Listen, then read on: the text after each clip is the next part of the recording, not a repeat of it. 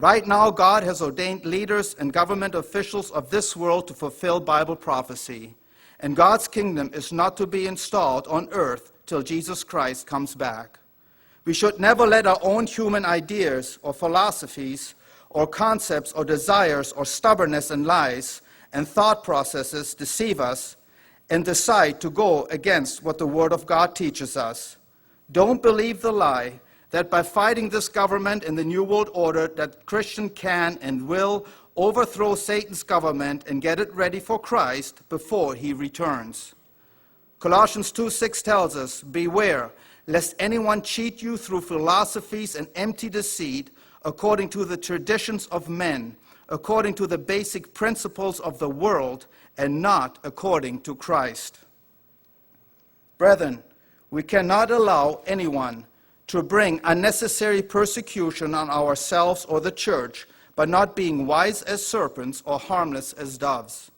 Don't put anyone at risk by raising the red flag. There is a better world coming. There is a better government coming. There is a better kingdom coming. But only those will enter and rule who follow the Lamb, who perfect 2 Chronicles 7:14, and who obey and follow and believe God's words. Joel chapter 2 tells us that an army will come in the near future with power and authority and will overthrow Satan's New World Order system. That's after the seventh trump, not before. We cannot get involved in a different doctrine or belief that's contrary to the Bible in this church. 1 Timothy 6:20 tells us to avoid the profane and vain babblings and contradictions of what is falsely called knowledge.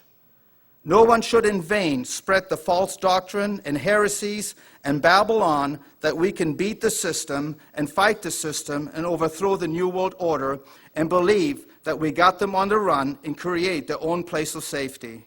Nobody should bring poverty and persecution on themselves or other people by spreading such heresies and different doctrines among church people.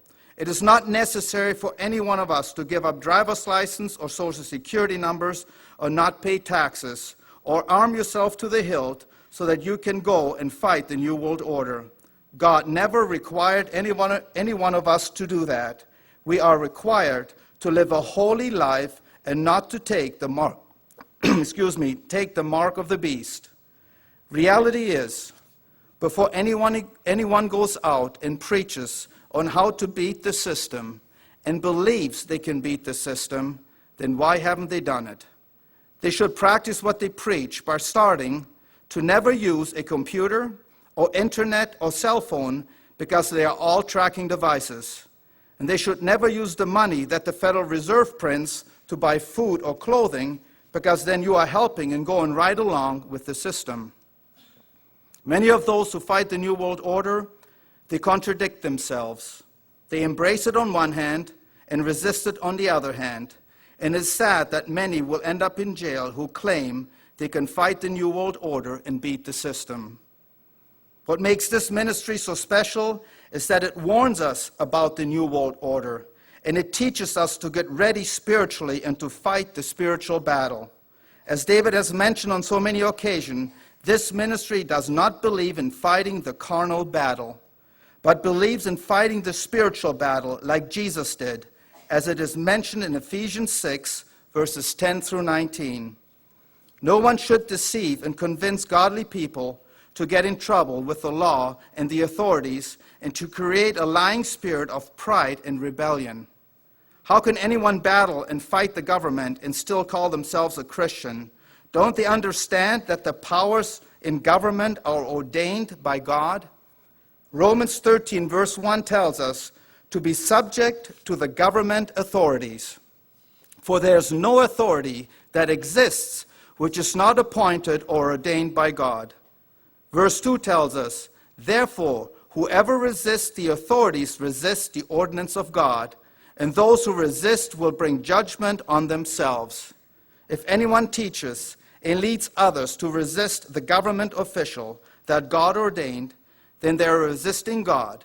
They are basically saying, I dare you, God. I can beat your plan, your ordinance, and your leaders and your system that you put in charge.